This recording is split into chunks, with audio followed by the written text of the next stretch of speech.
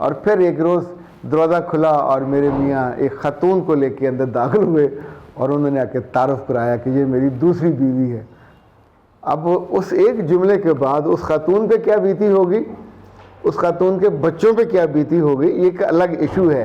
अगर वो कहती है मेरी जो बड़ी बेटी है वो 20 साल की हो गई है और मेरा मियाँ जब बेशर्मी के साथ दूसरी बीवी के साथ कलोल कर रहा होता है तो या कहीं आते जाते हैं एक दूसरे को छूते हैं, मुझे बहुत शर्म आती है। तो उन्होंने कहा आपके बच्चे बड़े बड़े हो गए हैं, उन्हें पढ़ने दें, उनकी शादियां इसी बाप के नाम पे होनी है, खर्चा इसने करना, आपका भाई आपको साथ ले जाएगा जर्मनी नहीं।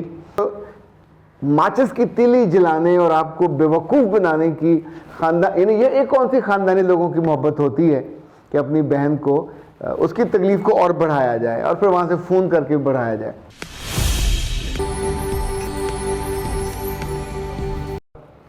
बिस्मिल्लाहिर्रहमानिर्रहीम। खातिन हज़रात, मैं हूं अख्तर अब्बास और आप सबको अस्सलाम वालेकुम। कल हम लाइव नहीं जा सके, खान साहब की वजह से कुछ सड़कें वड़कें बंद हुई। बाकी शहर तो खुला था लेकिन कुछ जगहों पे हंगामा था। ज़ाहिर अब जब हंगामा आराई होती है तो बहुत सारे लोग डिस्टर्ब होते हैं, उससे फिर सिग्नल विग्नल बंद हो गए और नुकसान भी काफ़ी हुआ। ये नुकसान पाकिस्तान से बाहर ज़्यादा हुआ, यानी ख़ुद पाकिस्तान के इमेज का और पाकिस्तान में जो फ़ौज का वक़ार है, इनफैक्ट वो बहुत डैमेज हुआ। कभी किसी ने सोचा भी नहीं था कि कोर कमांडर के घर पे हमला हो जाए, फ़ौजी तनसीबात पे हमला हो जाए। ये जिन लोगों ने भी किया, ज़ाहिर है तो हमारे अपने लोग ही। इनफैक्ट आप अपनी किसी भी लीडर से कितनी भी मोहब्बत करते हो, उस मोहब्बत के मुकाबले पे कभी भी स्टेट को नहीं रखना चाहिए। यानी जैसे घर में आपस में लड़ाई हो जाती है, इख्तलाफात हो जाते हैं, तो ये थोड़ी होता कि घर के असल असासों पे आप हमला कर दें। आते हैं आज के मसले की तरफ। मसला बहुत मज़े का है। वैसे तो उसको इनिशिएटिव खातून ने किया और उन्होंने कहा कि मेरे मियाँ मेरे साथ बहुत अच्छे, हम कई बरसों से 5-7 बरसों से इकट्ठे हैं, 2 हमारे बच्चे हैं और ज़िंदगी अच्छी गुजर रही थी। और फिर एक रोज़ दरवाज़ा खुला और मेरे मियाँ एक ख़ातून को लेके अंदर दाखिल हुए और उन्होंने आके तारुफ़ कराया कि ये मेरी दूसरी बीवी है।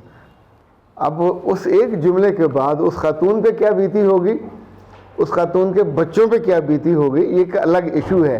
अगर आप इंसानी नफ्सियात को जानते हो तो ये बहुत बड़ा सदमा है। बहुत मुमकिन है उसी लम्हे उसी घर में उनकी माँ और बहनों ने खुशी का इजहार भी किया हो।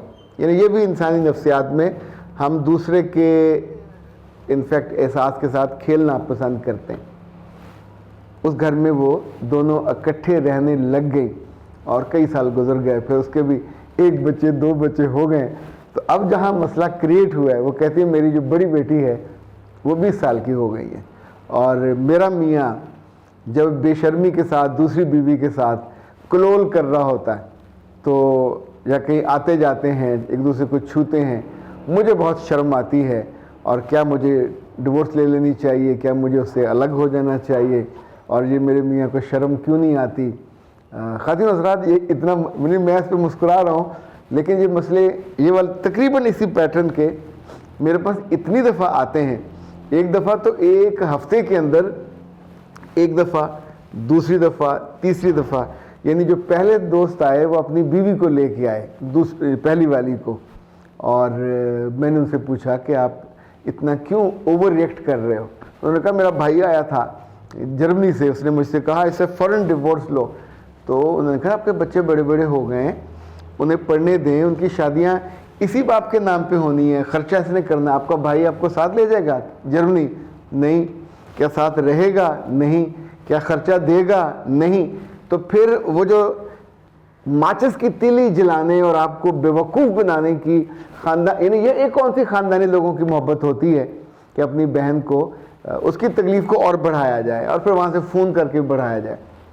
जो उन्हीं के अच्छा, इनका मसला हल कर दिया हमने, फिर उन्हीं के दूसरे दोस्त थे। तो आपको हैरत होगी, ये दुनिया में ऐसे थे शानदार, यानी दोनों दोस्तों ने दूसरी शादी की और अक्लमंदी ये की। मैं उस वक्त इस्लामाबाद गया हुआ था और उन्होंने, उनके घर वहाँ इस्लामाबाद में नहीं थे और एक वहाँ से मुल्तान से था, एक सरगोदा से था, लेकिन बिजनेस उनका दोनों का इस्लामाबाद में था। तो वहाँ उन्होंने एक बड़ी खूबसूरत कोठी ली हुई थी, उसके एक पोर्शन में एक की दूसरी बीवी थी, दूसरे पोर्शन में दूसरी की बीवी थी। और दोनों ने अपने ख़ानदान में अनाउंस कर दिया हुआ था। इसमें एक सूरत तो ये हो सकती है कि आपने दूसरी शादी की, अनाउंस ना करें, उसको दूसरे शहर में रखें, अलग रखें और उसके साथ ज़िंदगी गुजारते रहें, चूँकि आप ऑफ एंड ऑन वहाँ जाते हो आते हो। लेकिन अगर आप एक घर में तुले हुए हो दोनों को साथ रखने पे, तो यहाँ फिर पहली बीवी को थोड़ी अकल का ज़्यादा सामना करना पड़ेगा।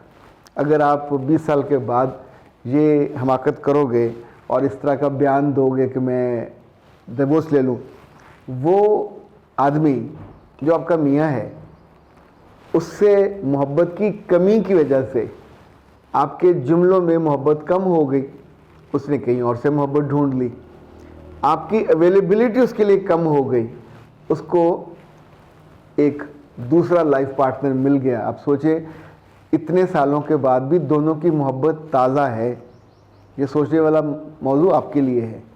यानी उस ताज़ा मोहब्बत को दोनों ताज़ा रखते हैं, उनकी औलाद भी आपके बराबर हो गई और दोनों अब भी जब बैठते हैं एक दूसरे को देखते हैं तो उन्हें खुशी होती है। ये बैठना आपसे बर्दाश्त नहीं हो रहा। आपका मियाँ कोई गली मोहल्ले का गुंडा नहीं है, वो कोई ये जैसे होते हैं ये लड़के वाले, वो भी नहीं है कि आते आते किसी को छेड़े, वो उसकी हकीकी बीवी है।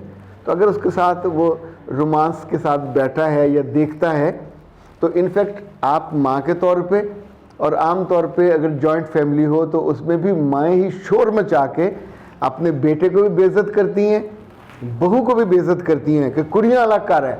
मतलब या तो कुड़ियों को देश निकाला दे दिया जाए, जब इल्म है कि शादी हुई है वो दोनों कभी ना कभी हाथ पकड़ेंगे, बैठेंगे, कहीं आएंगे, मोटरसाइकिल पे बैठेंगे तो पीछे से पकड़ेंगे, गाड़ी पे बैठेंगे तो मुस्कुरा। क्या वो दुश्मन मुल्क हैं एक दूसरे के?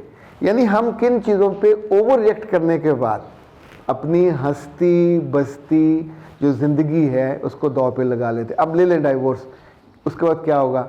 ये बच्ची जो आज उस मियाँ के, उस बाप के साए में परवान चढ़ रही है इज़्ज़त और आबरू के साथ, अब जिस जगह जाके रहोगे वो हर कुत्ते बिल्ले के हदफ पे होगी।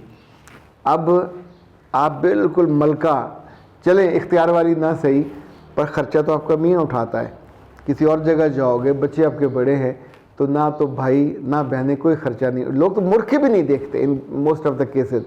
फिर आप नौकरी करोगे तो यही बच्चे आपके घर में अकेले होंगे, रुल जाएंगे। अखलाक, मिजाज, किरदार, स्कैंडल इतने ज़्यादा, चूँकि बाप चेक करने वाला नहीं है, माँ कमाने पर लग गई है।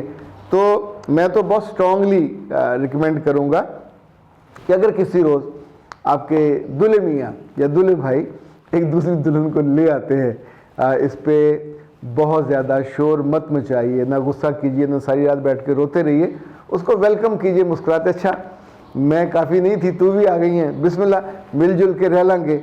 मियाँ दोनों का एक है, फिनांसर दोनों का एक है, घर दोनों का एक है, उस घर में अगर कल कुछ बटा हुआ तो भी एक है। हाँ, जो अकल की बात आपको जाननी चाहिए, अपनी मोहब्बत का कोटा नई बीवी आने के बाद बढ़ा दीजिए।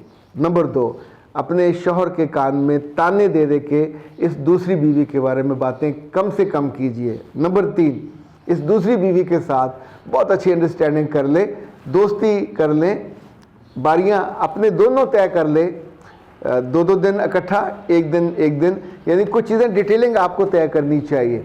उसके बच्चों के बारे में, वो बच्चे भी आप ही के मियाँ के जायज़ बच्चे हैं, तो इसी तौर पे आप उसके बच्चों की इज़्ज़त करोगे, प्यार करोगे। घर में खाना तो एक ही जगह पकना है, ये 2 जगह पकना हुआ, तो आपस में लेन देन करें। उसका रिज़ल्ट ये होगा कि आप जहनी तौर पे एबनॉर्मल नहीं हो। ये सदमा है, इससे कोई वो नहीं है। पहले आप अकेली मलकियत थी, अब 2 हो गई बेनिफिशरी, तो जितनी चीज़ों को आप नॉर्मल रखोगे उतना सदमा छोटा रहेगा, वरना दुख महसूस, और आप उस मियाँ को न बदनाम कर सकोगे। जहाँ जहाँ खिलाफ बात करोगे, अब आपका टारगेट बदलेगा, उस औरत को हदफ करोगे, चुगली भी बढ़ेगी, ग़ीबत भी बढ़ेगी, गुस्सा भी बढ़ेगा, और ज़िंदगी में से एक अचानक हादसा, एक अचानक वाक़या, एक अचानक एंट्री होने के बाद ये थोड़ी करेंगे कि पूरी दुनिया को तलपट दें, ना सारे रिश्ते को। जज्बाती हो के कभी अपने मियाँ को अपनी ज़िंदगी से मत निकालिए। जितनी लड़कियाँ फ़ौरन किसी के कहने पे तलाक लेने पहुँच जाती हैं, मुझे तलाक दे दो, मुझे तलाक दे दो, ये तलाक लेना आसान नहीं है, इसके बाद की ज़िंदगी बहुत मुश्किल हो जाती है और वो फिर आपसे सहारी नहीं जाती। बिल्कुल बेसहारा, जंगल वीरान बियाबान में अकेले, बिना किसी छत के और बिना किसी मुश्किल फिनांसर के, ये अच्छी ज़िंदगी नहीं है। अख्तर अब्बास को दीजिए इजाज़त। अस्सलाम वालेकुम।